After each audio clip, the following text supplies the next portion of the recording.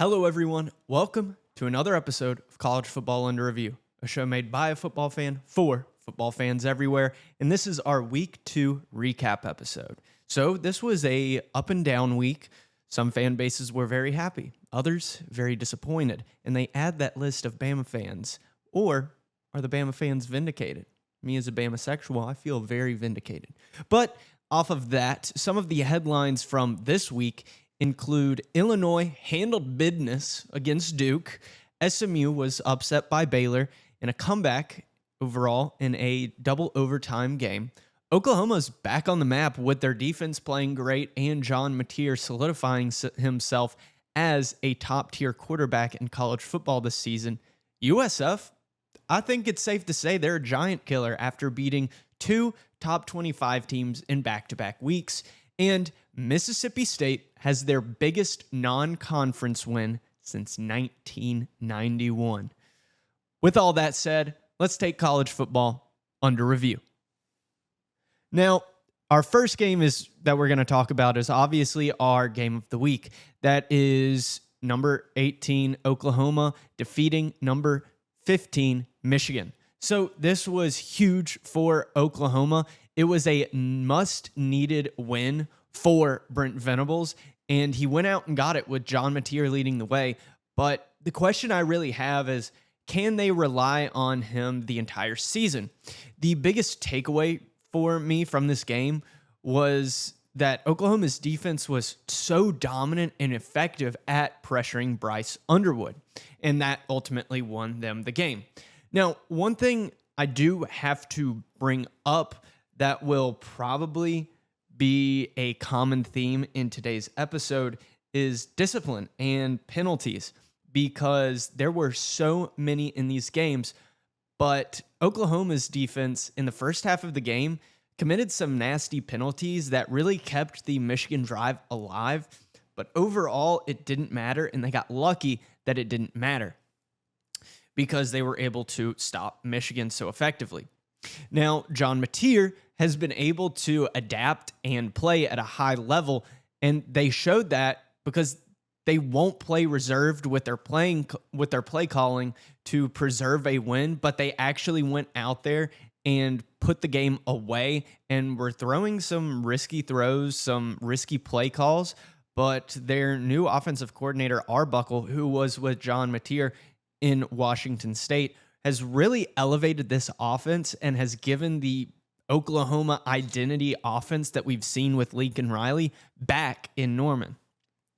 I will say there were multiple instances of the game that it really felt like Oklahoma was about to do everything they could to choke the game away with penalties to extend Michigan's drive, for one. And as soon as they had the opportunity to really put it away, they got a touchdown, and then they stopped Michigan. They had a late muffed punt, but still, the defense came to play and saved them in the end. Even though the Oklahoma Sooners had a great passing attack, and this is what I was mentioning earlier about, can they only rely on John Mateer? Because I think in this SEC schedule that they have coming up, they really need to have a solid run game that just isn't John Mateer on quarterback draws or scrambling out of the pocket, because he ran for about 75 yards or over, and that was over half of their rushing yards, which is not going to fly in, one, the SEC, and two, keeping your quarterback healthy. He's out there. He's a playmaker. They need to make sure this guy is protected and he is not risking his body on the line week in and week out, though he was pretty, how would I say, aware of keeping his body safe in this game while he was playing.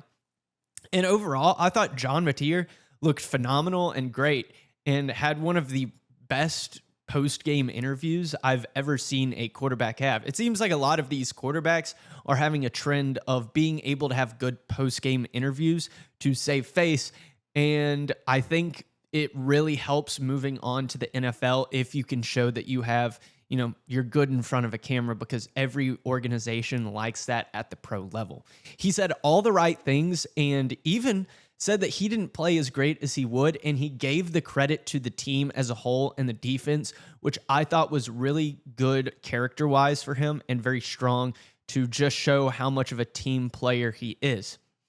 Now, when we're moving to Michigan and talking about Michigan in this game, I'm going to say Bryce Underwood did not look phenomenal or great, but I still think he's a good quarterback. He just played a better team than New Mexico and defensive wise, he saw something that he has never seen before or played against in the college level. He can only learn from this game and gain experience and grow because he didn't do anything that was demonstrative to his reputation as a top-tier recruit and a Power 4 quarterback. Other than having a off-field argument with Justice Haynes late in the second quarter, I didn't see really anything too bad about his reputation being on the line or falling out of favor from the Michigan fan base.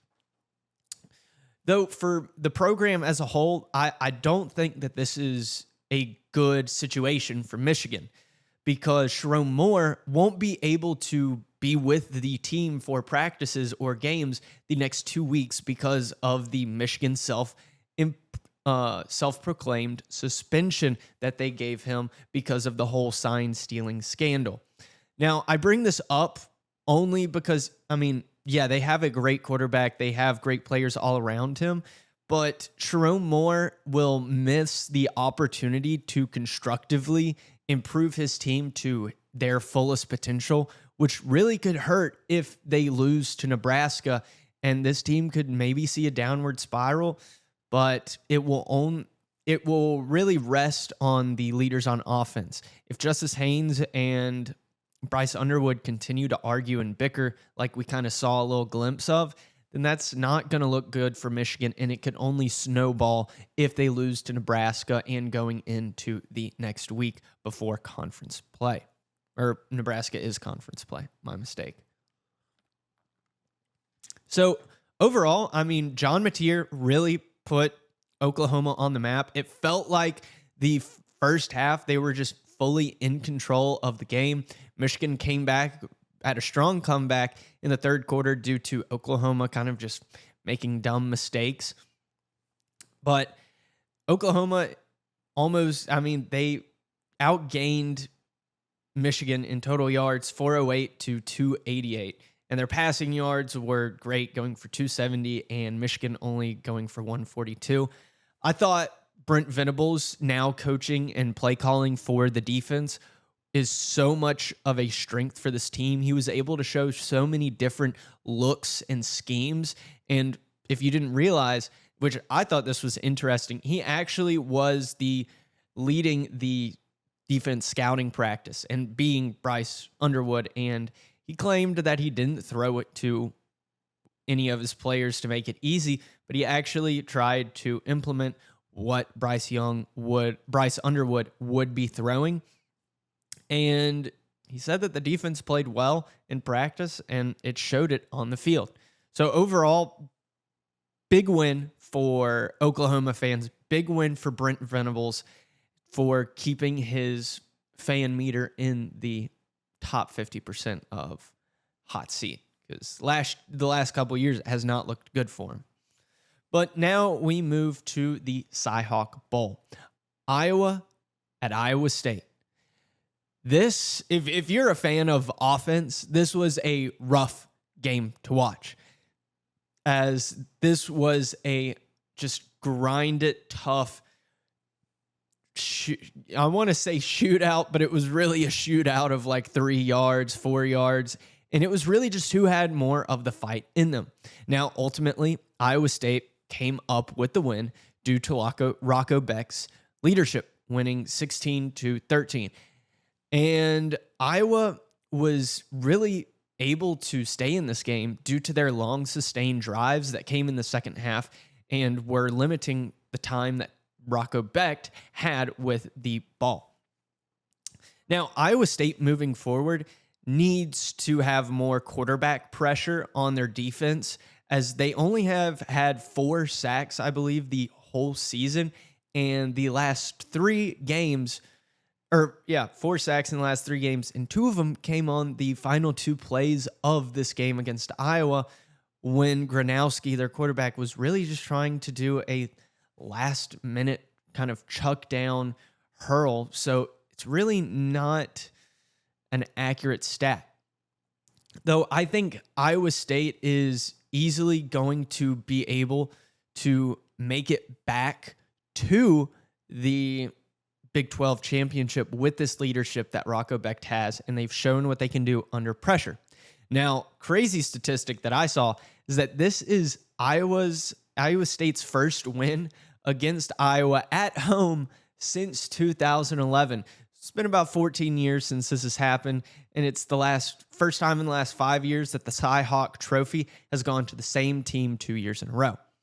Then Iowa's quarterback Gronowski, he was still good. He was effective in that second half, but I think he showed that he's still adjusting to Division I college football. Overall, this game was fought in the trenches, and Iowa State needs to up their defense if they really want to make a playoff push. Iowa, they played about how you would expect Iowa football to be. Great on defense, and they are either going to have a slugfest of a drive and score a touchdown or field goal, or they're just going to go 3 and out. Now, the border war, Kansas at Missouri. This was by far, in my opinion, one of the most fun games to watch. There's about 2 games that you would say have the potential to be the 2 most fun games to watch.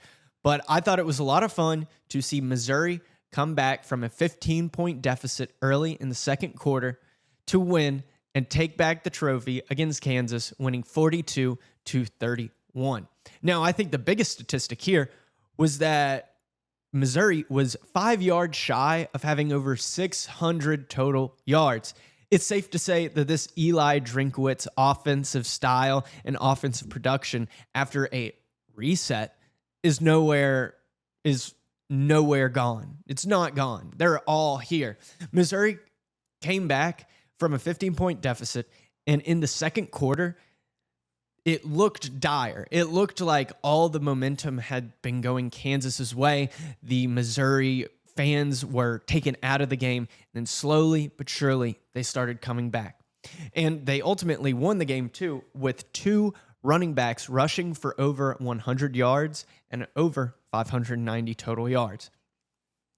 This team, though, really started to click when Bo Pribula in the second quarter really began to slow down his tempo and allowed himself time to assess and accurately read the defensive scheme and looks that the Kansas defense showed.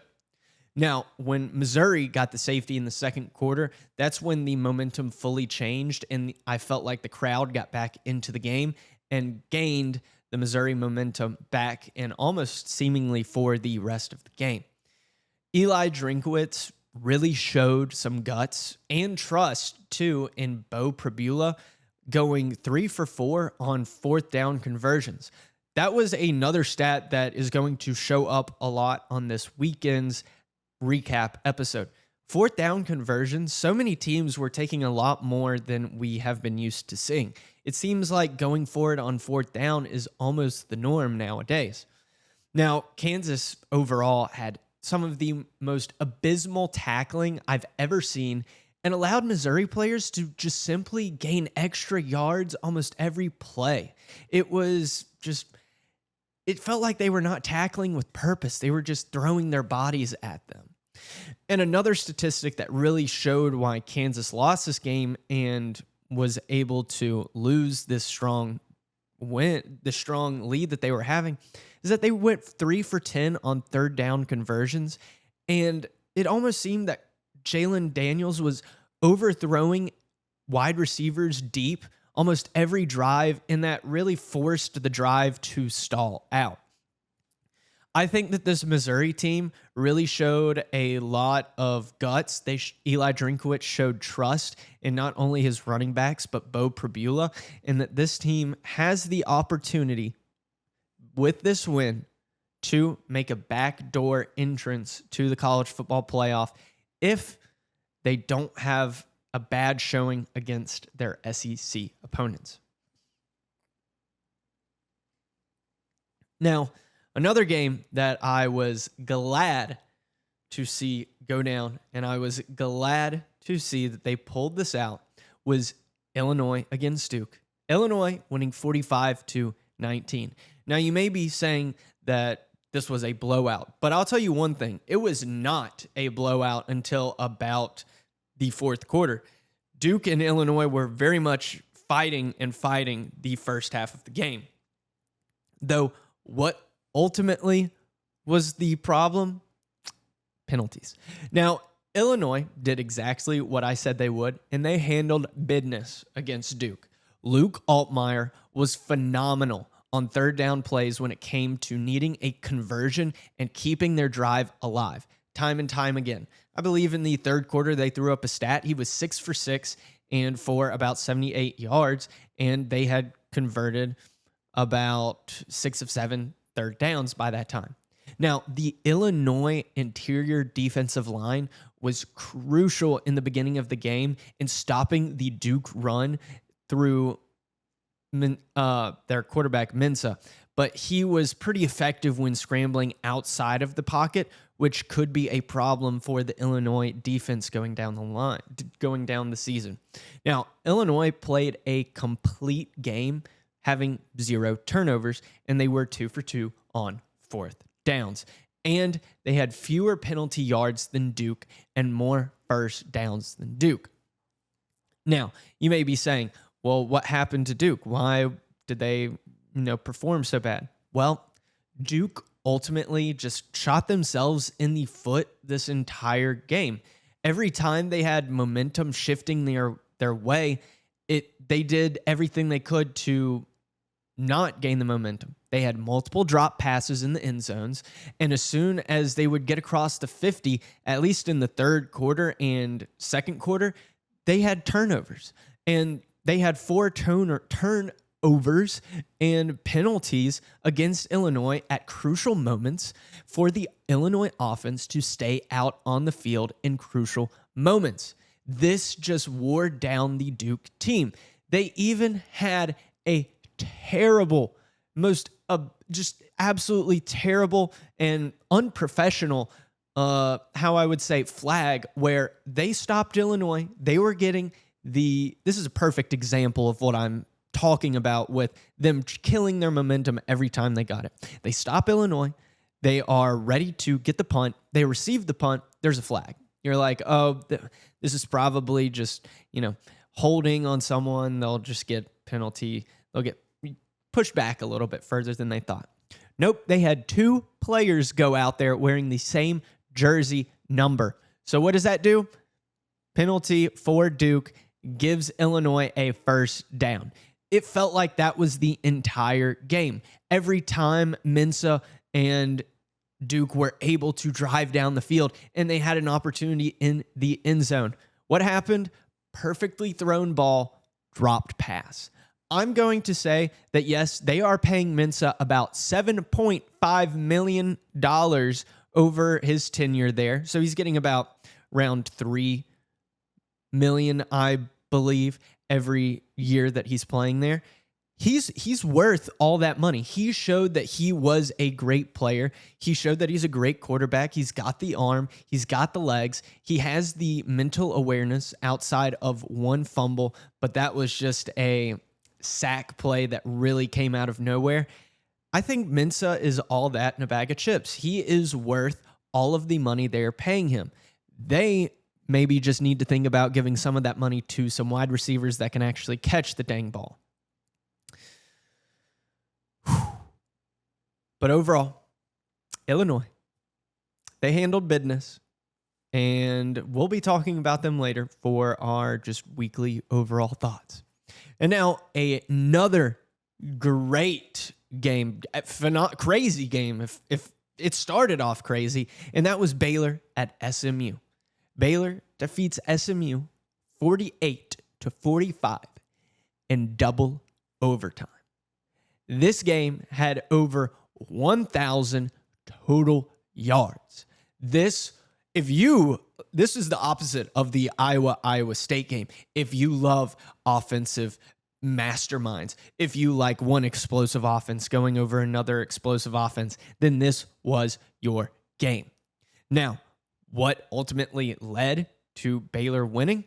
SMU choking and Baylor just not giving up in this game. This Baylor team, no matter what the score was always fighting in this game and is what allowed them to win despite SMU having a strong rushing attack against the Baylor defense. Now, what did SMU show us like they showed us last year against Penn State? They're frauds. They are frauds. SMU was 1 for 4 on field goals in the game. You get one of those, you win. They had a chance. They had a chance at the end of regulation to kick one. What was it? Wide right. Now, outside of the field goals, I felt like Kevin Jennings has honestly improved on his passing capabilities from last year, yet his scrambling continues to still make him a threat. And did that show that he was still a threat with them? Yes. Now, there was something very interesting that made me, I don't know how I say, it felt like the momentum almost shifted in a subtle way. And this is something that I haven't seen that is very interesting. So what happened is that in the game, Kevin Jennings and SMU, he was scrambling, they were driving down the field, and he scrambled back. And a referee in the backfield did not move, and he tripped him, causing a fumble sack for SMU. And it felt like the momentum changed when that instance happened. It wasn't noticeable, but it felt weird. And from then on, the Baylor team was kind of fighting, getting back in it, to the point where they got it into overtime after SMU kicked. And then first overtime, both teams score a touchdown. We go into the second overtime. And what happened again? SMU, they had to kick a field goal. And what happened? It was wide right again. What did Baylor do? All they had to do was kick a field goal. What did it do? Go right through the uprights, and they defeated SMU once again, proving to us SMU is frauds. But Sawyer Robertson, the quarterback for Baylor, went crazy with this Arnada offense that he has created as a head coach. He threw for 440 pass yards, 4 passing touchdowns, and he had 20 rushing yards. It was a phenomenal game for Baylor. They showed why they possibly could be one of the teams to make it to the conference championship in the Big 12. And I was honestly surprised that SMU didn't have more rushing yards against Baylor, considering how bad Baylor, defended the run against Auburn last week. So outside of that other top 25 upset by a unranked team, we're going to take it down to Ole Miss and Kentucky. Now, based on how I saw Kentucky play after last week, it seems like this team is going to play to their competition all year. But what was interesting is that this Kentucky team really had Austin Simmons, Ole Miss's quarterback, not really looking like himself in the first quarter.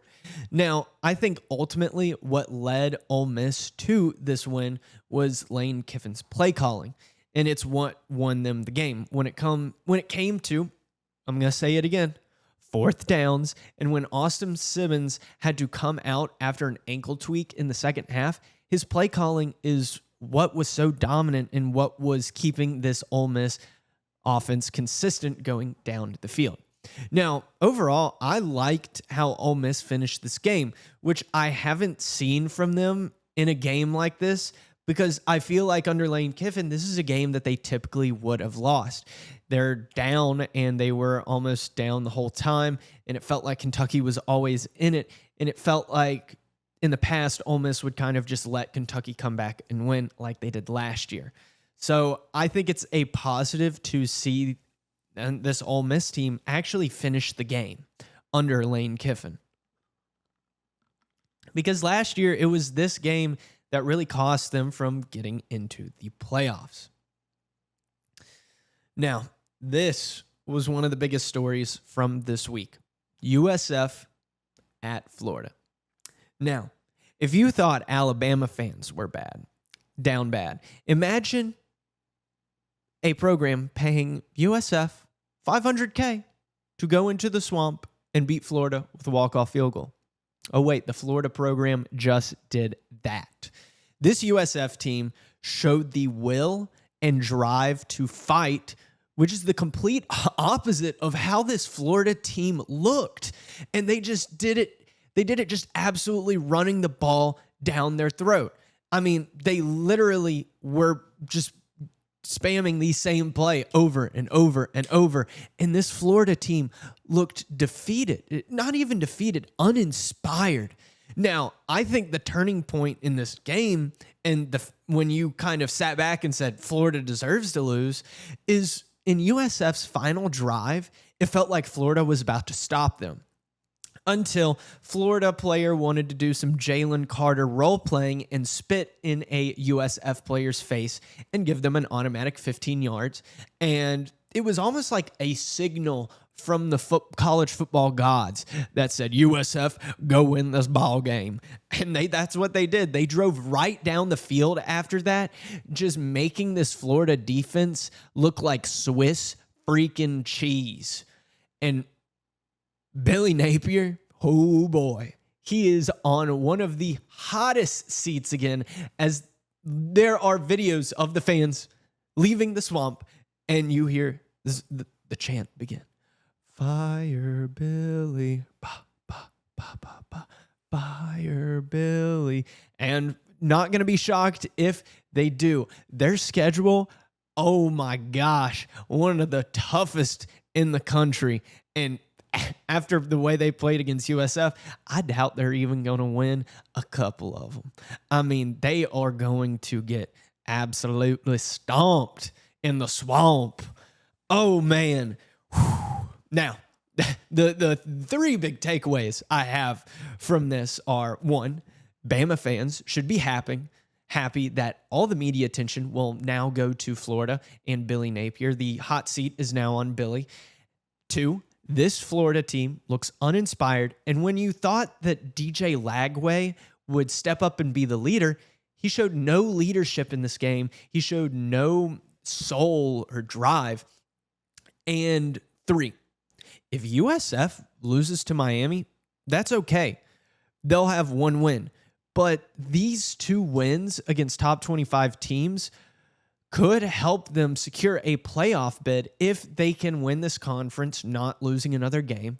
And as long as they don't lose to another G5 team and they play and win the conference championship, I think that they 100% deserve the spot of getting the G5 bid. Now, there's a lot of pressure on them. The real question is can they go and finish the season like that? Because after Miami, they've got their tough part of the season out of the way. And I think they can do it. This USF team, they look strong, they look competent, they have grit. And that's something that you would love to see in a group of 5 team. Now, outside of Florida's embarrassment, there was almost an embarrassing moment. UNLV beat UCLA 32-23. And I was a little nervous sitting on my couch. Now, UNLV, they went up 23-0 in this game. And then UCLA, they slowly come back to have a final drive in the fourth quarter. And they're driving in the fourth quarter, and I was sitting down watching the game saying, oh no, they're going to choke. But they got an INT on Nico Amaleave and reminded myself, I was never worried. I was never worried. Dan Mullen, he's in a great spot to continue down the season, and I love this coach. I'm going to say I've been riding high on this coach ever since the offseason, though I don't know who it was to come up and hug him after the win. I think it may have been his son, but we got to get that man a sandwich, man. We got to get him a sandwich. Those arms, smaller than mine. But outside of that, UNLV still showing me that I got faith in you. still showing me that they're the reason I chose them as the G5 team to make the playoff in our predictions. And that's why we're going to continue to love Dan Mullen until they lose a game. No, I'm just joking. Still love you, Dan. Okay. Another shocker from this weekend. And if you watched the first quarter, maybe it wasn't a shocker. Mississippi State defeating Arizona State at home 24-20. This was a crazy game. This had our Shimon moment of the week. Shimon moment of the week was them on that final drive getting that over 50-yard passing touchdown to win the game. So if you didn't watch this game, this was one of the many games that were a roller coaster and a tale of two halves. The Bulldogs showed up in the first half firing on all cylinders with Jeff Levy's fast-paced, up-tempo offense. And in the second half, what did ASU just say? They just said, oh, USF won by running it. Let's just run it.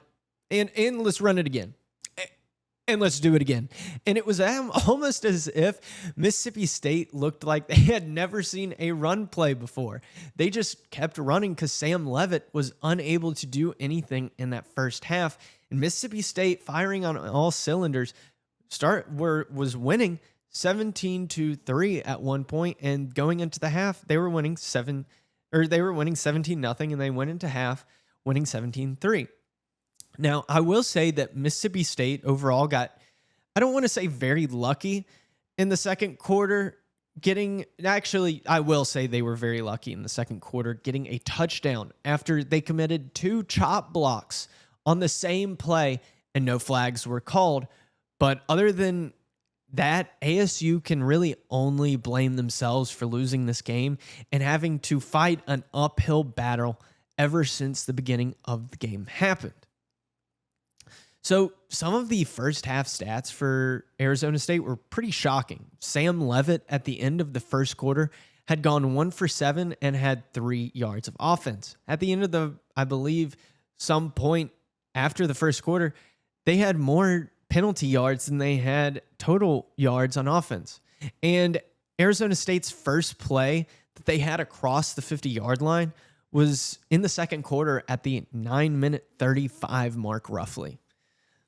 Now, in the second half, yes, ASU showed heart and they showed fight, and I think that's due to the Kenny Dillingham effect and how good he is as a coach. I feel like he commands his team to scratch and claw in every game for a win.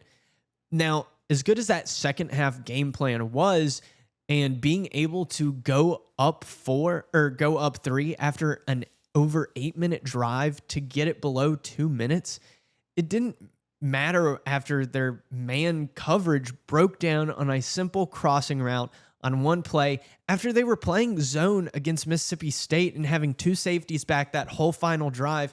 The one time that they decide we're going to go to man, Mississippi State gets 2 of their, cornerbacks confused and ultimately got Mississippi State the win and their first big win since 1991. Now, we can't be honest. No one likes to go into Mississippi State and Starkville because of all the cowbells. Now, Arizona State, got to commend them on that. But I don't think they were ready for it that first half. Now, will they still make the Big 12 championship game? I think that they can do it. I mean, they lost to a non-conference opponent. It's not going to hurt their chances at the conference championship game. Though we did see some weakness and possibly some strategies that other teams are going to be able to inflict on this Arizona State team from what happened in that first half. Now, outside of that, some of the other notable games that happened, and you may say this is notable, but number 6 Oregon absolutely beat up on Oklahoma State, winning 69-3. Nice. And Mike Gundy. I think it's just time for Mike Gundy to get out of there. Like, their offense was horrible. I didn't know if it was like Oklahoma State was just this bad under Mike Gundy, because I know that they brought in around 40 new players through the portal, or is it just Oregon is like really good with Dante Moore, and they are going to possibly make the playoffs again. I think it's the latter half. I think Oregon is just that good and that their talent hasn't dipped. It'll be interesting to see how that goes, though, further down the season. And then I had this as a notable game because you really have to follow Tulane as one of the top group of 5 teams that have a chance of making the playoffs. And they barely squeaked out against South Alabama as they went to Mobile. And they won 33-31, still keeping their playoff hopes alive and beating South Alabama. Now, I had this notable because I thought this was a really fun game at the 11 o'clock slate, and that was NC State 35 against Virginia 31. It was an offensive showdown until about the fourth quarter when none of these teams could really do anything, and it was a defensive battle. And then the last game that really has me nervous about my postseason prediction is number 8 Clemson. They were losing to Troy. They were losing to Troy pretty bad, and they came back and won at home. Number 8 Clemson defeated Troy 27-16.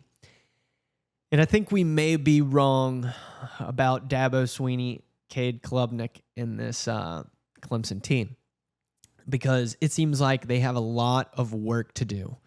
A lot of work to do. But Dabo Swinney's still able to run down that hill as effective as ever. Now, now that we've gone over some of the games and my thoughts and everything, I think we need to take a look at how the results of this week are going to affect the season going further. This is going to be a common theme of narratives that I believe are going to continue going forward and things that I'm going to predict. Now, I'm saying right here, first off, with our first one, that SMU, they're out of the playoff race as they still have to play Clemson and Miami later in the season, and they got much better defenses than Baylor. So I'm already saying SMU frauds out of the playoff race. Kevin Jennings, you've improved, but your kicker needs to, probably needs to be replaced after this week. Now, second is if Illinois can make it to their Ohio State game and stay undefeated, beating Indiana and USC, then the only really tough game that they have left on their schedule is Washington. And what does that spell? That spells playoff berth. And I told you, I'm going to be dying on this Illinois sword. This Fighting Illini better be fighting for me because I believe that this is going to be a playoff team. And the way that Luke Meyer played today was phenomenal. The way that their defense played today, phenomenal. I'm excited to see Illinois and very excited to see how they handle Indiana and USC because those are going to be a little bit more of a step up, in my opinion, against a team like Duke. So I'm very excited to see how they play. Now, Iowa State, under Rocco Beck, has shown us 2 out of 3 weeks they can win, and they can win close games under pressure. Because of this, I think that this is going to lead them to a Big 12 title match once again. It just seems that way, and it seems like they have improved on last year because they got embarrassed in the Big 12 title game last year, and I think that that is a chip on their shoulder that is also giving them an extra drive in these games. Now, next is Kansas State. This is a prime example of why we don't buy into the casual sports media because they're absolute dog water. And many people have had them winning the Big 12, but this show didn't. Also, they paid Army over $1 million to beat them at home. How about that? Now, after this Florida loss to USF, all of the pressure that was on Kalen DeBoer is now on Billy Napier as they lost to USF at home and Kalen DeBoer's Alabama team dismantled University of Louisiana Monroe. Because it's one thing to lose to FSU. It's another thing to lose to USF, Group of 5 team. Even though USF, yes, they even gave Alabama fits last season.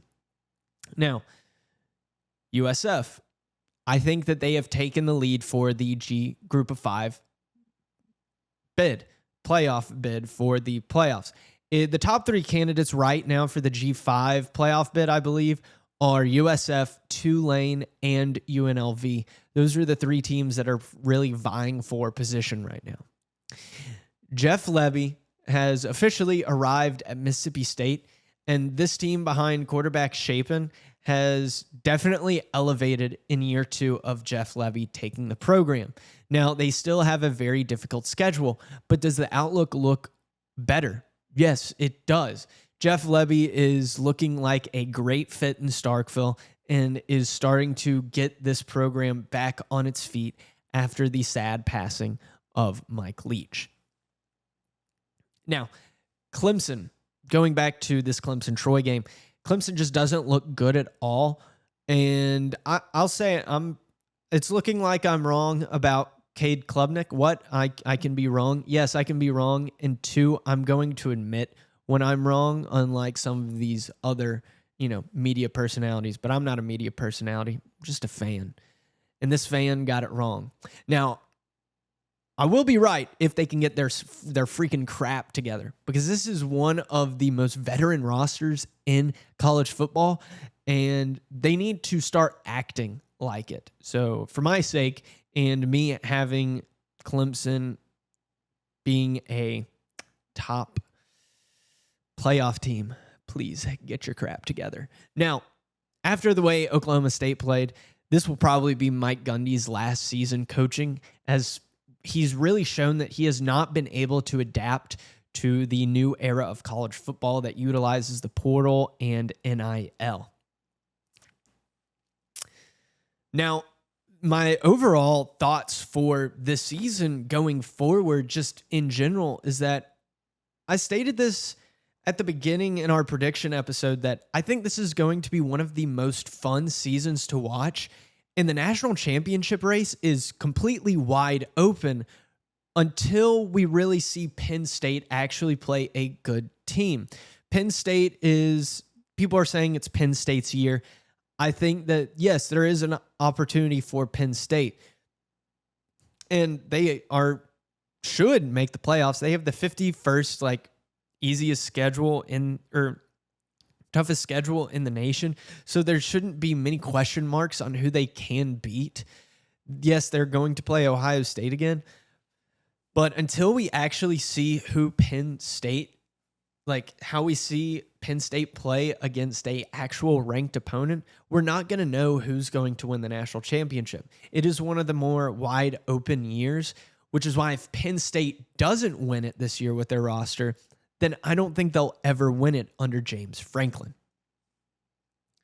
Now, hopefully you agree with me that this has been a really fun season to watch. Last season, we almost thought that it was the renaissance of the 2007 season. Now, you may be saying, what was the 2007 season? Oh, it was just one of the craziest seasons with some of the biggest last-minute game winners, some of the biggest upsets ever to happen. And what was a team that was a part of a lot of those upsets? USF. Maybe history is repeating itself. But this year seems to be on a track that is crazier than last season. And I am all here for it. Now, we are getting into our closing categories of the episode. I know, we're slowly near the end of the episode. I know you're so sad. But we've got a couple Heisman hype seat candidates. First is John Mateer. The way he played against Michigan showed a lot, and the charisma he had on camera and off the field really gave him the personality and the look of a professional player and a Heisman caliber player. Yes, his stats weren't gaudy or awesome, but he still played like he commanded the field, commanded the game, and he was the turning point and the impact player for that Oklahoma team that won them the game. Next is Luke Altmaier. Luke Altmaier looked great against Duke, and he was another impact player on these third downs. Now, our next one is a quarterback, and you may be saying, gosh, why are you not going to put any running backs in there or wide receivers or skill position or defensive players. Well, no one has really shown me that. And I think that this year it's just going to be another quarterback that wins the Heisman and another quarterback that could be up there slowly, in my opinion, gaining ranks and gaining favorability and gaining a lot of good numbers and performances is Bo Pribula for Missouri. He played a great game early on in the game, though, didn't look great.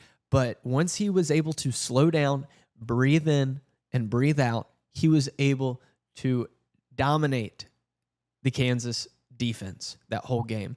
And he really showed that he was the quarterback 2 for Penn State and knew he had to leave because he knows he has what it takes in a power 4 starting position spot. Now, we get to the good, the bad, and the ugly. The good, USF, it's going to USF. They beat 2 top 25 ranked opponents in back-to-back weeks. Their fan base, their program is on the up and up. They are looking good in the neighborhood and gave Florida a loss. And Florida is the only football team in the entire state to not be undefeated. So, Shimon with your bad self. Now, the bad. The bad and the ugly really could have been back and forth, and it was back and forth in my mind. I was like, oh, it could be this, could be that, could be...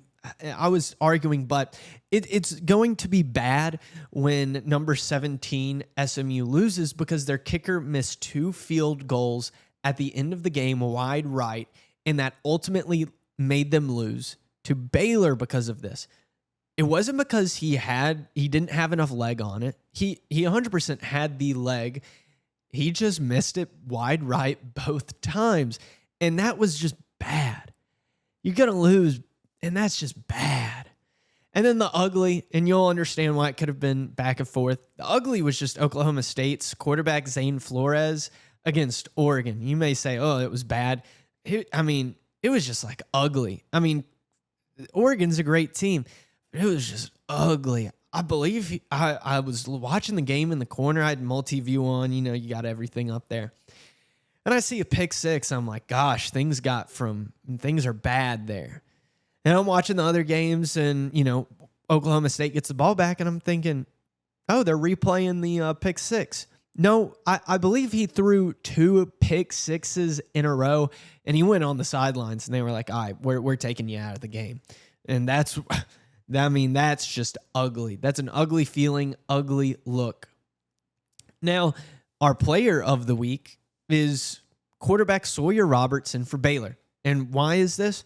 Because he kept Baylor in that game and showed a lot of grit and mental toughness, producing not only monster numbers, but monster moments and great passes that allowed this Baylor team to stay within the game and allowed them to win the game. Now, this concludes our Week 2 recap episode. Now, next week, this Thursday, we will have our Week 3 preview, and the top 3 games that we will be looking at are number 4, Georgia at number 22, Tennessee.